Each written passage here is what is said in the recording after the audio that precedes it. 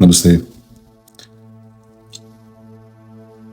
You know, one of the most confusing things about Hinduism, especially for non-Hindus, is the part about the deities and the rituals. So if you want to have a better understanding why rituals without proper knowledge can lead you to nowhere, please stick with me. So if you are confused about deities and rituals, I get it. Because if you're looking from the outside in, you see all these fascinating, colorful, and sometimes intimidating forms. Deities with 5 heads, 20 hands, weapons, divine symbols. And you wonder, what's going on here? Well, here's what's actually going on. Those many heads and arms aren't meant to be literal. They represent multiple aspects of consciousness expressed through one divine being. Every head symbolizes a different power, awareness, and faculty.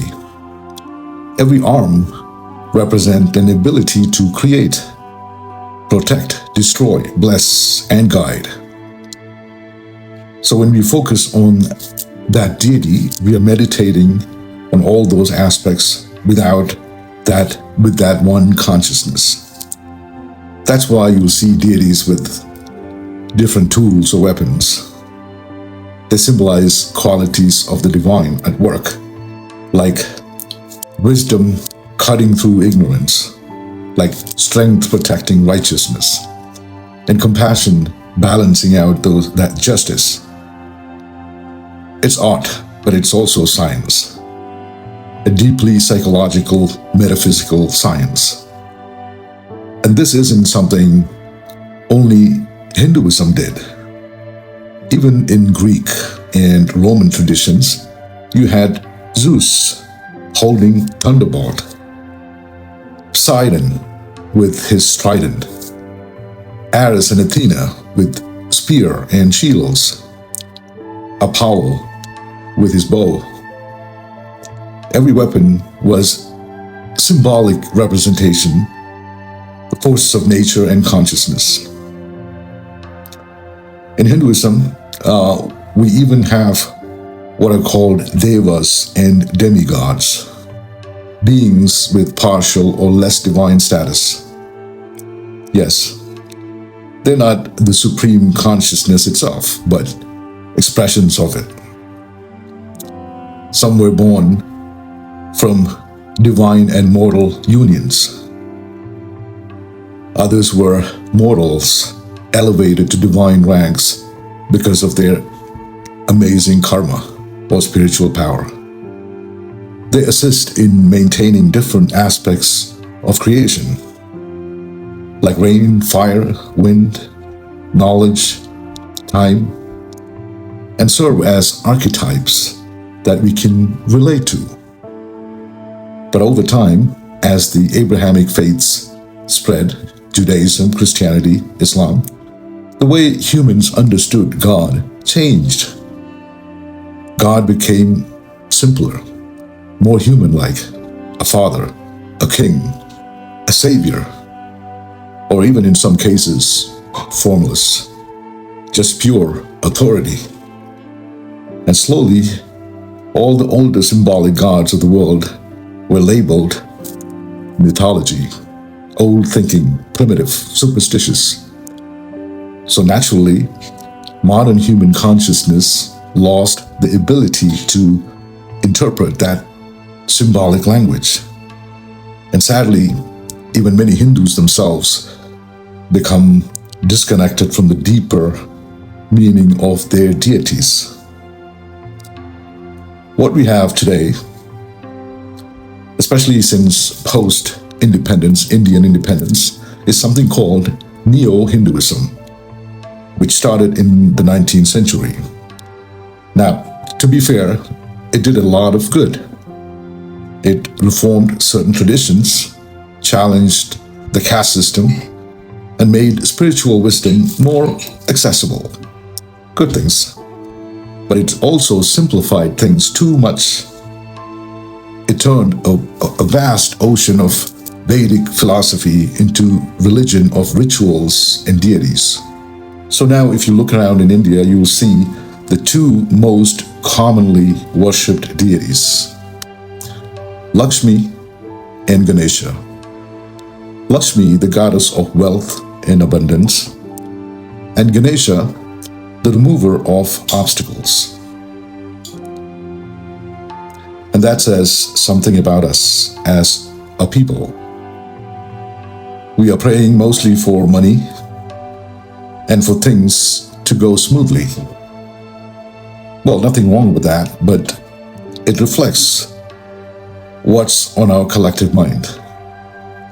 It's very similar to the prosperity churches in America, where the sermon is less about liberation of the soul and more about how to get rich through God.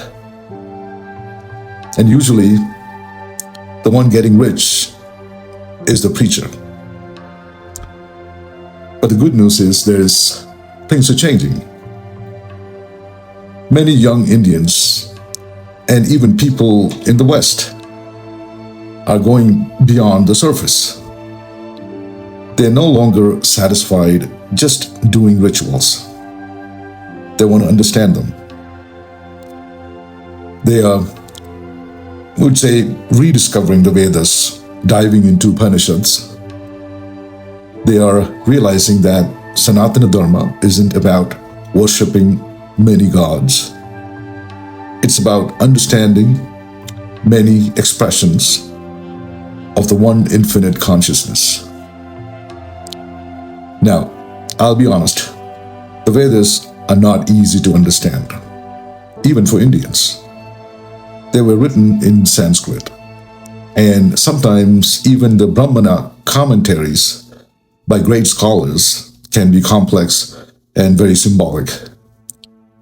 That's why I'm working on something special right now, a 24-month course designed to make Vedic wisdom easier to grasp. You can consider it a stepping stone to deeper Vedic knowledge. I plan to release it in a couple of months, and if this is something that resonates with you, and if you'd like to go beyond rituals and really understand the roots of this wisdom, the psychology of it, just type yes in the comments so I know that I'm on the right track. It's taking me months to do this. Now, coming back to rituals, they are important. There's an entire Veda, the Yajurveda, dedicated just to how to perform rituals properly. But rituals without knowledge are like actions without awareness. They can become very mechanical, and often what drives that mechanical repetition is fear and greed. Will God punish me if I skip this puja? Or maybe if I do this more times, I'll get what I want. That kind of thinking. Well, that's not spirituality, that's just anxiety with a spiritual label. You see, I was born in an Orthodox Christian family, and what drew me most to Sanatana Dharma, it wasn't the colors or the temples. It was the logic, the science behind every ritual, every symbol, every mantra. In Vedic philosophy, every deity represents a principle of consciousness. You see, Goddess Lakshmi isn't just wealth. She's harmony, she's beauty, gratitude. Ganesha isn't just a remover of obstacles. He's a force of clarity, focus, and he's wisdom. When you understand that, your rituals stop being superstition and start becoming transformation. You stop praying to the God, to divine, and start awakening the divine within you. So, here's my message to you. Rituals are beautiful. Deities are powerful. But without knowledge, they are just forms. When you add wisdom, they become pathways. And those pathways can lead you all the way to moksha, liberation. Namaste.